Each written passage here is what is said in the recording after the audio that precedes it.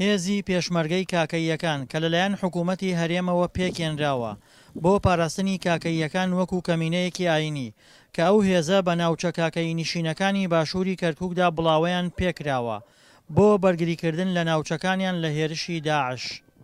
ئەوە داعش لە بەرامبەرمانە چەند کیلومتری لێمانە دوورە، ئەوەش ئاوای کاکەیەکانە ئەن خۆمان پارێزین بە ئەمانیان کەین بەسەر داعش نێتر وەکو یەک زیدەکان پێیان نێت.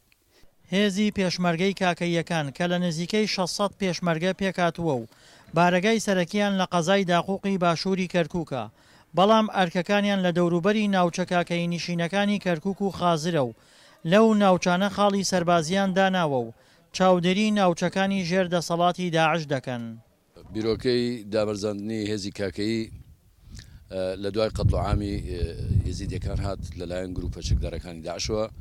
بەڕاستی کاکەیەکان شاسیان بە ترسە کرد و بۆ پاراستنی کاکەیەکان وەکو کەمینەیەک لە سنووری کوردستانە وا پێویست بوو کە هێزێکیان هەبێ بۆ پاراستن لە سەر و ماڵی خۆیان.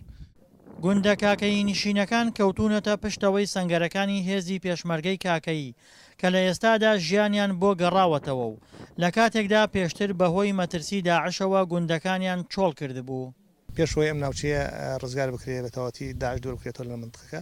بەڕاستی ئەم دێ زۆر هاوانباران نەکرا و پشێکی کلاشکۆف و بیکەیسی بەردەوام لەناو دێکە بوو تقریبان بۆ یەک دوو هەفتەیەک ناچار ئەم خێزانانە هەمویان چۆڵیان کرد، بەڵام دوایەوەی کە داعش دوورەکەوت و پێشمەرگەکانی کوردستان و بە هاوکاری ئەم فەوجەی کاکەی منطقەکەیان پاراستووە. هێزی پێشمەرگەی کاکەی کە لە دوای قەتڵ و عامکردنی ئێزیدیەکان لەلایەن داعشەوە پێکێنراو لە تەنها فەوجێک پێکاتووە کە ئەو فەوجە سەر بە هیچ لیوایەکی هێزی پێشمەرگە نییە، بەڵکو ڕاستەوخۆ سەر بە وەزارەتی پێشمەرگەی حکوومەتی هەرێمە.